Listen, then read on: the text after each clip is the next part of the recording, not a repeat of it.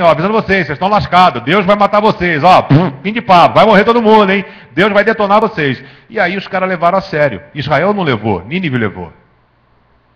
E Nínive se arrependeu, do rei até animal, falou, todo mundo vai fazer jejum. O rei, que não era escolhido de Deus, não era povo de Deus. E a Bíblia diz, Deus se arrependeu, pronto, não vou matar esses caras. Entendeu? Porque Deus é amor, Deus é gracioso. Então, a Nínive ficava na Síria. Por isso que Jonas está relacionado ali, ó, tá vendo? No Reino do Norte. Bom, então, quando você pega aqui, então a história de Israel, querido, termina aqui em 720, 722. Acabou. Fim de papo. Por isso que você tem que entender os profetas. Levanta lá, por favor. Ó, entenda aí, ó, profeta. Elias e Eliseu, não tem livro. 1ª e 2ª Reis, profetizou para o norte. Jonas foi para Nínive. Amós, Oséias, foram profetas que profetizaram para o norte, Israel. Ok? Os demais profetas profetizaram aqui em Judá. Então, Isaías foi um profeta messiânico. Nenhum profeta falou tanto sobre Jesus Cristo, era chamado maravilhoso, o príncipe da paz, blá blá blá. Isaías. Foi um profeta chamado profeta messiânico. E aí o que acontece? O rei Ezequias, que foi um rei maneiro, eu fiz uma pregação uma vez, a oração que não deveria ter sido ouvida, quando Ezequias chega e ora ao Senhor, Isaías vem e fala, olha, arruma a tua casa que você vai morrer. Ezequias virou a cara para a parede e começou a chorar, e falou, Senhor, lembra do que eu tenho feito.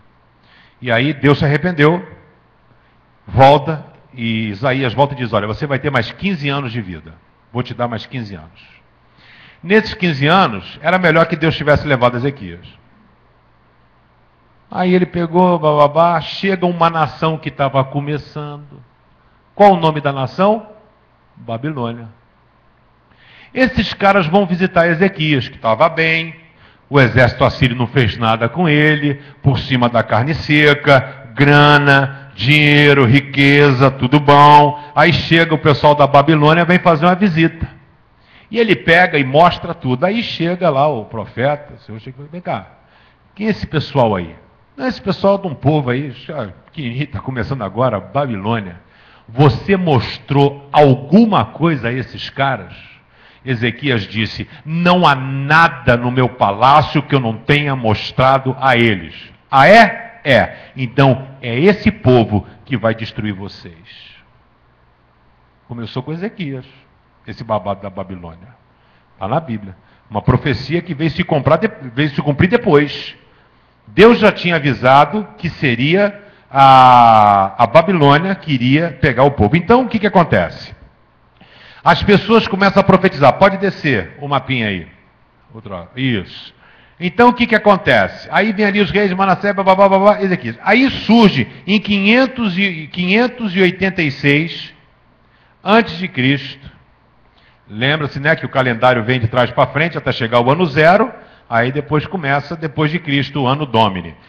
Então, 586 antes de Cristo, o que acontece? A Babilônia vem e acaba com Judá. Como é que funciona, então, Nabucodonosor? Diferente do exército assírio. Nabucodonosor, na sua estratégia de guerra, na sua estratégia de domínio, império, que foi um grande império na época, Nabucodonosor, o mais conhecido como Nabucão, ele fazia o seguinte, ele pegava as melhores pessoas, mais inteligentes, mais ricas, e trazia para o seu palácio. Os mais inteligentes, alemães, japoneses, americanos, tudo que ele dominava, ele trazia para o seu palácio.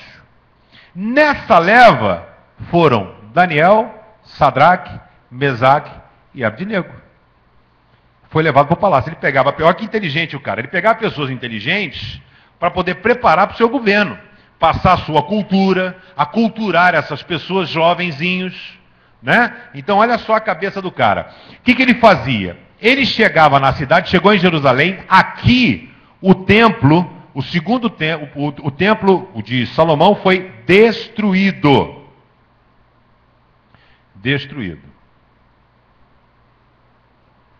É voz corrente em Israel e adjacências, quando eu estive no Iraque, de que Jeremias tirou a arca da aliança e escondeu, junto com Baraque, em algum lugar, né? Isso é parte da história deles ali, local, e que essa arca da aliança foi encontrada, né? Não por Indiana Jones, mas que eles encontraram a arca da aliança na Guerra dos 6 Dias e ela está guardada esperando a reconstrução do templo. Isso pode ser um mito, né? Ou pode ser realidade, ou podem estar fazendo uma similar, né? E depois surgir dizendo que é, aí só Jesus na causa. Então, Nabucodonosor, o que ele fazia? Ele vinha, destruía a cidade, detonava a cidade, quebrava tudo, quebra templo, quebra, e deixava lá pobre, mendigo, gente doente, tudo. Por quê? Porque os caras não se organizar, ia ser um perigo, o nego se mata, eles mesmos se matam. E o que era gente boa, ele trazia. O que era gente boa, ele trazia para a Babilônia. O que aconteceu? Sociologicamente falando, a Babilônia chegou uma hora que virou um caos. Porque começou a ter tanta gente, e o judeu, como sempre, o que ele fazia? A economia dele girava só entre eles. O judeu saía dos portões da Babilônia, plantava as suas coisas, só vendia para judeu, só fazia as coisas aqui, não sei o quê, e Babilônia começou a virar um caos social. Superpopulação, começou a faltar coisa, começou a dar problema, começou a dar não sei o quê, por causa dessa estratégia dele aqui. A Assíria misturava os povos e deixava lá. Ele trazia as pessoas inteligentes. O filme O Alexandre o Grande, você assistiu? Né? Que o nome deveria ser Alexandre o Grande, gay, né? Que o filme todo ele fica paquerando aquele menino e olha, é um nojo aquele filme. Pensei que ia mostrar Alexandre, né? E o cara todo, aí não gostei não. Mas, por exemplo, Alexandre fica impactado quando ele entra na Babilônia. E os gregos, olha, que era o suprassumo da matemática, filosofia. Pá. Quando ele entra na Babilônia, o filme registra bem isso. Né, os jardins suspensos da Babilônia, a forma de construção que era antiga, zigurate, né, que era uma forma de templo. Então, assim, o pessoal ficou impactado. Né? A riqueza, as coisas que eram a Babilônia, a forma que tinha, isso registra nesse filme muito bem. Né? Ele entra, ele fica impactado com aquilo. Por quê? Nabucodonosor pegava todos os nerds do mundo inteiro e trazia para cá. Então ele fez isso aqui, nesse período. E aí o que acontece? Neste momento, surgem profetas, por exemplo, olha ali, ó. Surgem profetas como Jeremias, que foi o profeta chorão, que profetizou antes do exílio babilônico e profetizou um pouquinho depois. Entendeu a importância de você ler o negócio? Ele profetiza antes, avisando que vai ter o problema, e depois. Sabe quem diz quanto tempo vai durar o cativeiro babilônico? Jeremias. Jeremias, no livro dele, se você ler, tem a profecia dizendo que o cativeiro durará 70 anos. E depois a Bíblia registra que Daniel, lendo Jeremias, ele vê que estava chegando o tempo final do cativeiro. Então, Jeremias profetizou, Abacuque, que não estava entendendo, entrou em crise com Deus. Por que Deus ia usar os babilônicos, um povo ímpio, para maltratar o povo que era dele?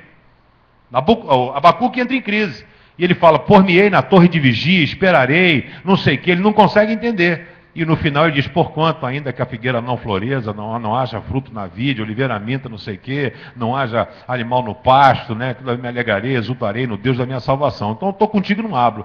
Ele entendeu que Deus sabia o que estava fazendo. Surge aqui o profeta Ezequiel, que profetiza um pouquinho antes, e depois, e Daniel, que foi um profeta palaciano. Daniel, a profecia dele se dava ali com os reis, né? A interpretação do sonho de Nabucodonosor, a questão da estátua, de ouro, de bronze, de coisas, os pés de barro, e aí ele deu ali o significado. E Daniel, interessante que quando a pessoa é um homem de Deus, entrou rei, saiu rei, e Daniel permaneceu. Nabucodonosor. Aí o que acontece? Chega num dado momento da história, o Império Babilônico cai. O Império Babilônico cai. E surge um dos maiores impérios que já existiu, um dos caras mais inteligentes do mundo, a nível de guerra, etc. e tal, que foi Ciro e Dario. Que foi a junção do Império Medo-Persa. Neste período do Medo-Persa é que tem o livro escrito de Esther. Você está entendendo como é que não está em ordem cronológica? Quando você lê Esther, já tinha acabado o Reino do Norte, já tinha acabado o Reino do Sul, não existia mais a Babilônia. Aí Deus usa Esther porque o povo judeu seria exterminado da face da terra. Seria pior do que Hitler. Eles iam detonar o povo judeu, dizimar a história dos judeus. E aí Deus usa Esther, né, naquela armação toda que teve, para que isso não acontecesse. Qual era a estratégia de guerra de Ciro e Dario? Né, do Império Medo-Persa? Eles pegaram e dominaram a Babilônia. Pegou caos, povo, tumulto, pá. Quando você vai a Isaías, Deus fala que ia usar o meu servo. Coisa doida, né? Deus falou que ia usar Ciro para abençoar o seu povo.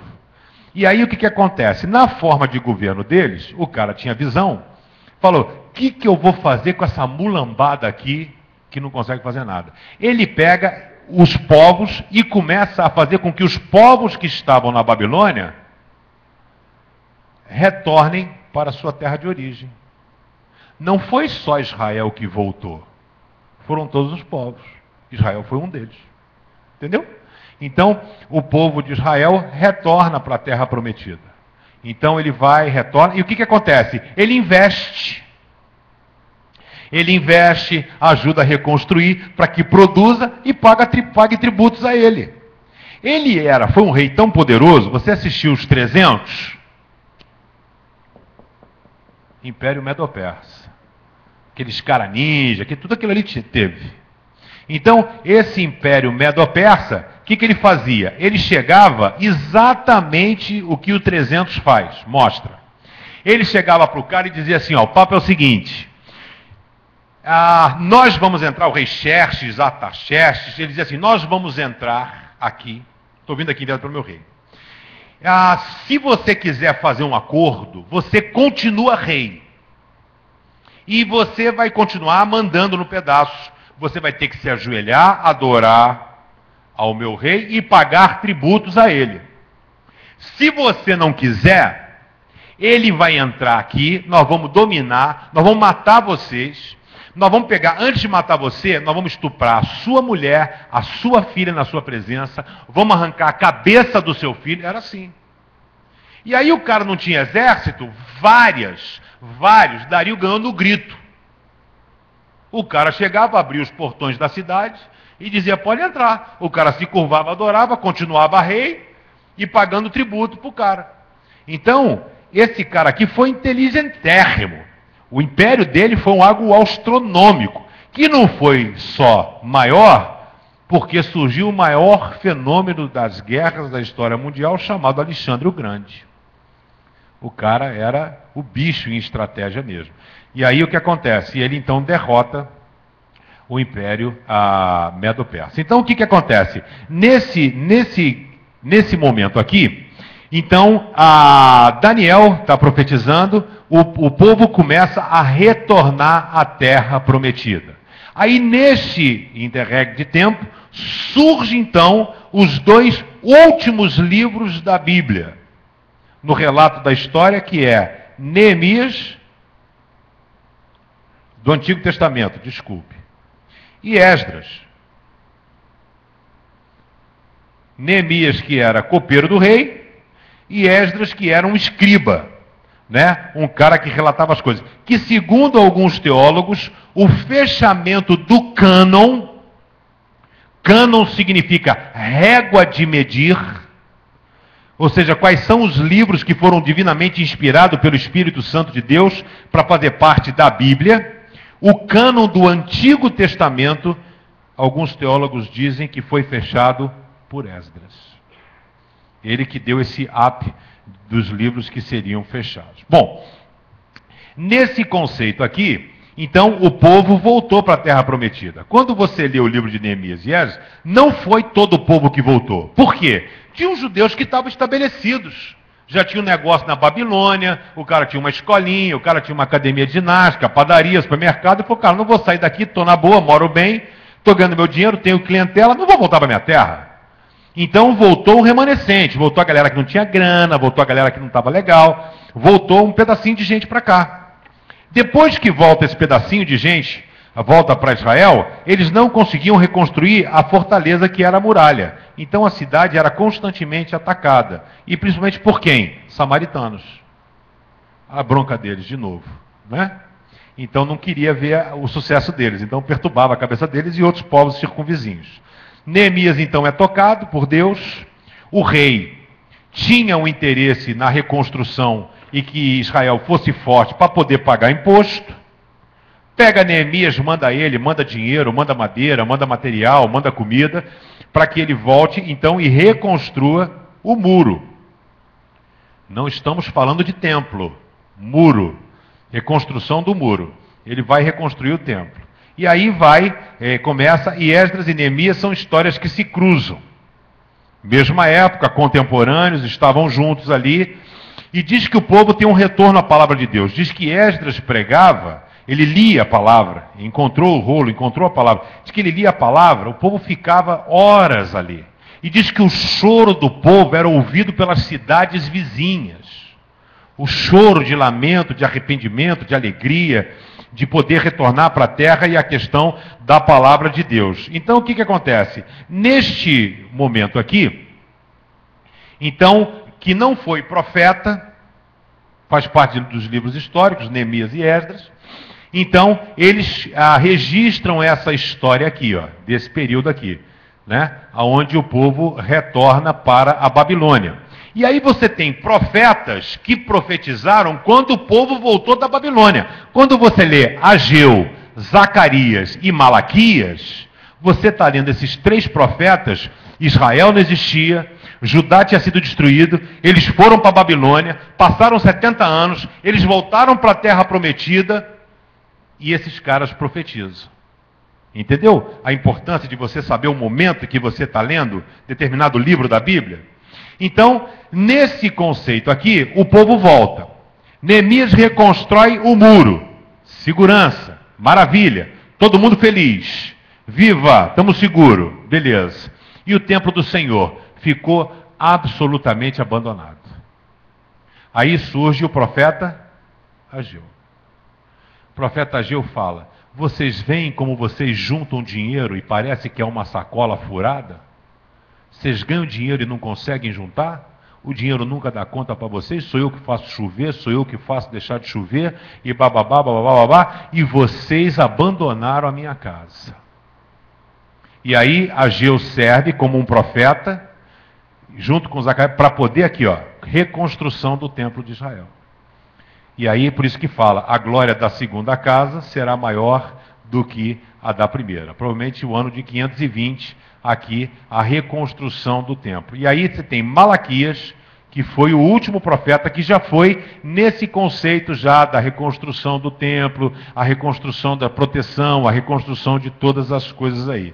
Então, o que acontece? Vem Neemias, vem Esdras, e aí, através de Zorobabel, que era descendente da linhagem de Judá, está na genealogia de Jesus, então ele reconstrói o templo e começa a reconstruir Jerusalém.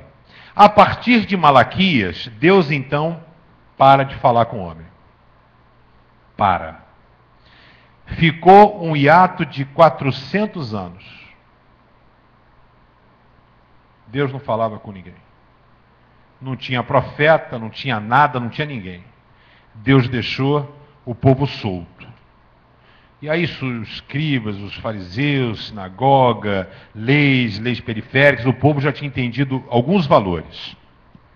Alguns pactos que os judeus fizeram, de ajudar um ou outro. O judeu não tentar fazer mal ao outro. Foi na época de José, os irmãos. Você lembra que eles falam? Nunca mais vamos fazer isso entre nós, entre os irmãos.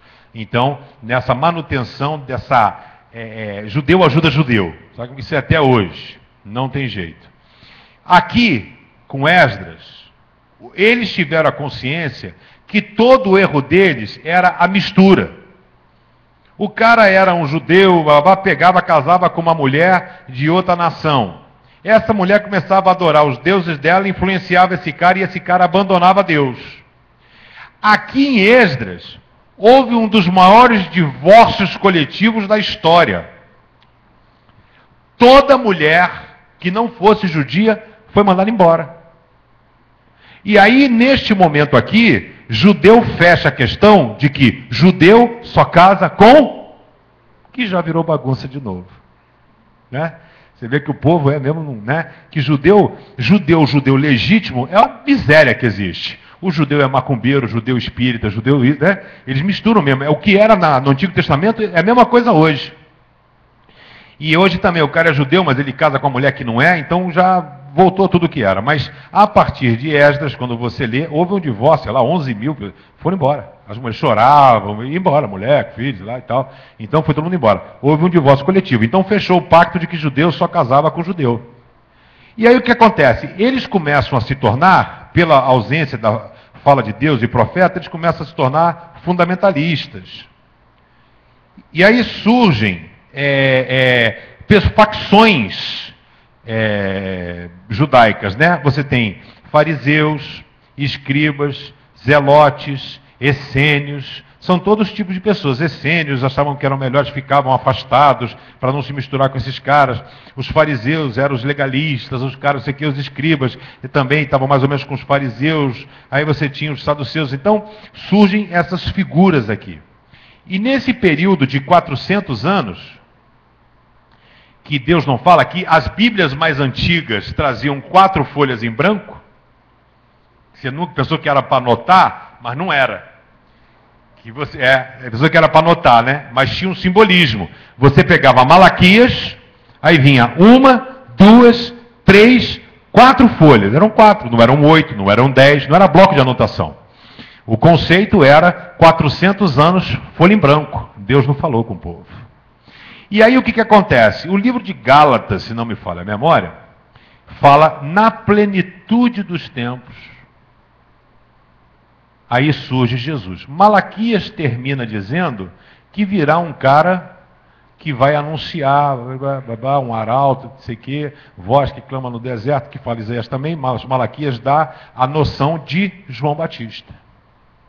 Então o que acontece? Aí surge, depois de 400 anos, surge João Batista. Nesse período aqui, pastor Jonas vai abordar com vocês, neste período aqui de 400 anos, amigão, a história mudou toda. Nesses 400 anos, quando para de ler o Antigo Testamento, você parou em que império? Parou aqui. Quando você vai ler o Novo, é o romano. Mudou tudo. Então, aí o que acontece? E nesses 400 anos, surge Alexandre o Grande, que é a influência helênica. Então, o que acontece? Nesse período aqui, Alexandre o Grande conseguiu difundir a cultura grega, a filosofia grega, a língua grega. A bronca dos romanos era que o grego era tipo inglês na época. Era mais falado que o latim. Eles não conseguiam emplacar a língua deles. Todo mundo mantinha essa questão. Então, o que acontece? Quando você vai ler os evangelhos, ele é cercado de uma influência grega filosófica, muito grande, filosófica, grego, Sócrates, Platão, esse cara todo. Então, muito grande, tanto que a palavra que João utiliza, né, a palavra logos, que tem, para tradução, são quase 4 folhas, né, doutrina, palavra, verbo. Então, ele vai falar. Então, são 400 anos. E aí surge João Batista. João Batista é a voz que clama no deserto. Então ele começa a anunciar a vinda do Messias. Então, gente, o que eu quis fazer com vocês foi assim, um panorama do Antigo Testamento. Longe de transformar você doutor, mas só que você vindo aos cultos de domingo, esse entendimento aqui você não ia ter nunca. Então, o que é fundamental você saber é quando você lê as etapas e fases das coisas que acontecem.